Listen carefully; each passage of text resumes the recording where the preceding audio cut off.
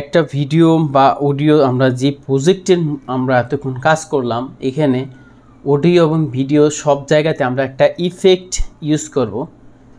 এখানে আমরা এর আগে ম্যানুয়ালি দেখেছি যে কিভাবে আমরা এখানে একটা ইফেক্ট আমরা জেনারেট করতে পারি। তো আজকের এই ভিডিওতে আমরা ওইগুলো দেখাবো না, আমরা এখানে সরাসরি ইফেক্টের মাধ্যমে সহজেই একটা ক্লিক করে আপনারা বিভিন্ন ট্রানজিশন অ্যাপ্লাই করতে পারেন। এই বিষয়গুলো নিয়ে আমরা আজকের এই ভিডিওতে বিস্তারিত আলোচনা করব। কোনোভাবেই স্কিপ না করে ভিডিওটি মনোযোগ সহকারে স্টেপ বাই স্টেপ সম্পূর্ণ দেখবেন। তো প্রথমে আমি যেটা করব যে আমাদের আগের ভিডিওতে এই পর্যন্ত আমরা দেখেছি, তো এইবার আমরা এই ভিডিওর মাঝখানে মাঝে মাঝে কিছু ট্রানজিশন দেখাবো। যদিও বেশি ট্রানজিশন পছন্দ না, তারপরও শেখানোর ক্ষেত্রে আপনাদেরকে আমি দেখাচ্ছি। এখানে রিজার্ভ টুলটা দিয়ে আমি এখানে এই ভিডিওর মাঝখানে কয়েকটা আমি কাট টুলবার দিব। এই জায়গাগুলোতে আমি বিভিন্ন ভিডিও ইফেক্ট আমি ব্যবহার করব এই আপনাদেরকে জাস্ট ইফেক্টগুলো বোঝানোর জন্য। তো এবার আসি, আমি যদি এই ভিডিও ট্রানজিশনে এইখানে বা এই কীভাবে অডিওতে আমি একটা ইফেক্ট ইউজ করব, এইগুলা নিয়ে আজকে বিস্তারিত এইখানে দেখাবো কিভাবে কোনটাতে আমরা যাই। তো ভিডিওতে প্রথমে আমরা গেলাম, ভিডিও কাট করে নিলাম। এরপরে এইখানে আমরা যদি একটু বড় করি, তাহলে আমরা এই ভিডিওর এখানে একটু কার্সারটা বড় করে নিলাম। তো এবার আমরা দেখি এখানে বড় করার পরে দেখেন এখানে ভিডিও থাম্বনেলগুলো কিন্তু আমরা দেখতে পাচ্ছি। তো এইখানে আমি এই মাঝখানে এইখানে একটা ট্রানজিশন ইউজ করব। এই যেখানে ক্লিক করার পরে এইখানে দেখতে পাচ্ছি আমরা ইফেক্টে গিয়ে আমরা যদি ইফেক্টে যাওয়ার পরে এখানে আমরা দেখতে পাচ্ছি একটু উপরে আমাদের এটা নেওয়ার পরে দেখতে পাবো যে এখানে আমার Lumetri presets, audio effect, audio transition, video effect, video transition, customs of 1 bin text 2 text. এটা হচ্ছে আমি টেক্সট আমরা একটা ফোল্ডার ক্রিয়েট করার কারণে এইখানে ফোল্ডারটা শো করেছে 1 2। তো আমরা কি করব, আমরা যেহেতু ভিডিওতে এবার ইফেক্ট দিব, তাহলে আমরা ভিডিও ট্রানজিশনে ক্লিক করব।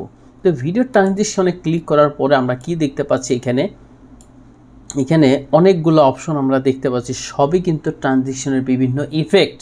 এই ইফেক্টগুলো যদি আমরা এখান থেকে এটাকে ক্লিক করে দেখেন 3D মোশন, এই 3D মোশন ক্লিক করার পরে এখানে দুইটা ক্লিপ আমরা দেখতে পাচ্ছি। কিউব স্পেনটাকে যদি নিয়ে আমি আমার এই ভিডিওর মাঝখানে দেই, তাহলে এখানে একটা ইফেক্ট কিন্তু আমরা দেখতে পাচ্ছি, এটাতে কিন্তু নাই।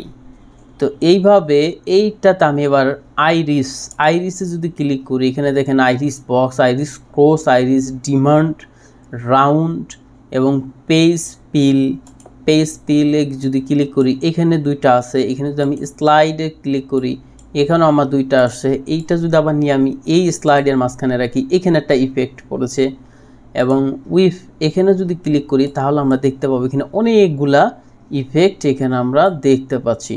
তো এইখান থেকে আমরা ক্লোক এই ইফেক্টটা এখানে দিব এবং ড্রাম ডোরস এই ইফেক্টটা আমরা এই ভিডিওতে দিব। তো এইভাবে এই লাস্টের আর একটা আছে, এখানে আমরা দিব হচ্ছে প্রিন্ট স্লাইড, এই ভিডিওটা এই ইফেক্টটা দিব। তো এইভাবে যদি আমি ইফেক্টটা এখানে দিলাম, দেওয়ার পরে আমরা রেন্ডার দেওয়ার পরে এগুলো স্মুথলি দেখতে পারবো যে এখানে সুন্দরভাবে কীভাবে এই ইফেক্টগুলো কাজে লাগছে। তারপর আমরা একটা সুবিধার জন্য দেখাই, আমি এখানে যদি প্লে বাটন ক্লিক করি, তাহলে আমরা দেখতে পারবো এই যে দেখেন এখানে একটা ইফেক্ট কিন্তু আমরা দিয়েছি। আমরা একটু এদিকে আসি, তাহলে আমরা খেয়াল করলে আমরা বুঝতে পারবো যে এইখানে একটা ইফেক্ট আমরা দিয়েছি। ইফেক্টটা কিভাবে কাজ করে, এখানে কিন্তু দুইটা ইফেক্ট দেওয়ার কারণেই এইখানে আমার এই দুইটা অপশন একই ফ্রেমে আমরা দেখতে পাচ্ছি। একটু খেয়াল করলে আমরা দেখতে পারবো যে এইখানে আগে ছিল একটা, রাইট, এখন কিন্তু একই ফ্রেমে দুইজনকে আমরা দেখতে পাচ্ছি। সারাদিন জগিং আর এক্সারসাইজ করেই আমরা ইফেক্ট দেওয়ার কারণে ওই জিনিসটা দেখতে পাচ্ছি। আমরা রেন্ডার দিলে আরো ক্লিয়ার হবে যে এই ইফেক্টগুলো আসলে কখন আমাদের কাজে লাগছে। এই একটা ইফেক্ট আমরা খেয়াল করি, এই ইফেক্টগুলো দেওয়ার কারণে মাঝে মধ্যে আমার এই বিভিন্ন ভেরিয়েশনটা আমরা দেখতে পাচ্ছি। তো আপনারা যেটা করবেন, আপনারাও ইফেক্টগুলো ব্যবহার করে দেখবেন কোনটার কি ব্যবহার, কোন ইফেক্টটা ইউজ করলে কোথায় কি ধরনের কাজ করে, এগুলো আপনারা প্র্যাকটিস করবেন বাসায় বসে।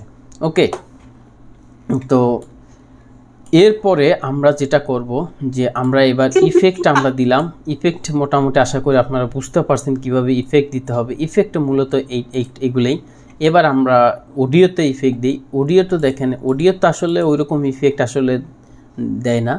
মূলত ইফেক্ট লাগে হচ্ছে ফেড ইন ফেড ডাউনের ক্ষেত্রে। যেমন আমরা প্রথম থেকে যখন একটা মিউজিক শুরু হবে 0 থেকে 100 এবং যখন এটা শেষ হবে তখন 100 থেকে 0, এই ক্ষেত্রে অনেকের প্রয়োজন হয়। সেই ক্ষেত্রে আমরা কি করব, এই যে লেভেল আমরা দেখতে পাচ্ছি এখান থেকে কি ফ্রেম সেট করব, কি এখানে আমার 0 থেকে শুরু হবে, এইখানে এসে 100 হবে, রাইট। তখন আমি কি করব, এখানে আমি আমার এই লেভেলটা ছিল আগে, আমি ধরে নিলাম এখানে 0 এবং এইটাকে এইদিকে নিয়ে আসি এবং এটাকে ফার্স্টে নিয়ে যাই। তাহলে কি এলো, এইদিকে আমার 0 থাকলো, আস্তে আস্তে এটা বাড়লো 15। ওকে, এখন এই লাস্টেও ঠিক আমার এই মিউজিকটা আমি সিলেক্ট করব, করার পর এইটা আমার এখানে আছে, এখানে একটা কি ফ্রেম সেট করব এবং লাস্টে গিয়ে এটাকে আমি মাইনাস করে দিব, মানে কথা শোনা যাবে না, আস্তে আস্তে 0 হয়ে যাবে। এইটি হচ্ছে ফেড ইন ফেড আউট। মূলত মিউজিকের ক্ষেত্রে এই দুটা জিনিস বেশি প্রয়োজন হয়। মাঝখানে যদি আপনার বেশি প্রয়োজন হয় সেই ক্ষেত্রে আপনি এটা ম্যানুয়াল আপনি এখান থেকে এডিট করে নেবেন। অথবা এইখানে আমরা অপশন দেখতে পাচ্ছি ম্যানুয়ালি, এখানে একটা অডিও ইফেক্ট আছে, অনেক অপশন এখানে আছে দেখেন, ডেলি অ্যান্ড ইকো, এখানে মিডিয়া মডালটেশন, রিভার্ট, স্পেশাল,